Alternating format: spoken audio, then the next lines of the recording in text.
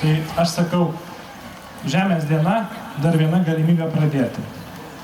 O ką pradėti, tai kažką. Ką jūs patys galvojate, ką jūs patys planuojate ir kam viso to reikia. Reikia, kad būtume, kad kažkas būtų.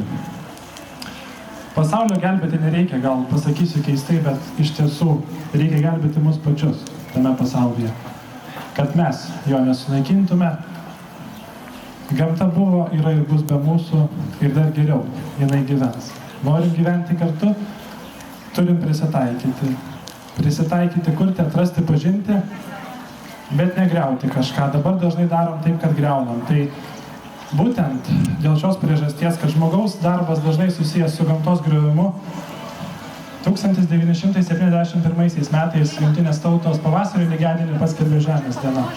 Nuo 92 aukščiausioji taryba šią dieną pavedė minėti ir Lietuvoje. Tai daugiau negu 180 pasaulio šalių kiekvienais metais mini šią dieną.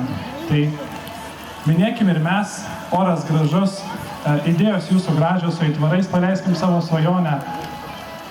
Susiekim ją su žemė, su mūsų gamta, su namais, kuriuose gyvename. Ir kam viso to reikia? Kad galėtume naktį pažiūrėti į žvaigždes.